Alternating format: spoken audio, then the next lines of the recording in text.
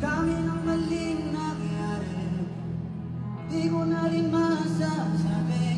Kaya ko ba bang hindi ka iwan? Kasi nung maling ako.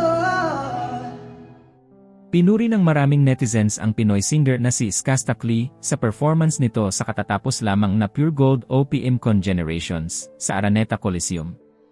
Matatandaan na naging mainit na usapin ang tungkol sa nasirang relasyon nina Skasta Klee at Zainab at pinanigan ng marami si Zainab matapos nitong ibunyag ang mga kalokohan ni Skasta na siyang naging dahilan din umano ng pagkawala ng sanay pangalawa nilang anak. Dahil dito ay labis ngang naging maingay ang pangalan ni Skasta at binansagan pang hater. Gayunpaman, hindi nga maitatangging isa si Skasta Klee sa mga sikat na singer sa bansa ngayon dahil sa kanyang mga awit na talaga namang mabilis na tinatangkilik ng mga Pinoy dahil sa mensahe at beat ng kanta. Kaya naman niya ayon sa mga netizens, bagamat sirang-sira ang pangalan ni Skasta dahil sa panloloko at pagsira nito noon sa buhay ng dating partner na si Zainab, hindi raw nila maitatangging hinahangaan nila ang husay nito pagdating sa pagkanta.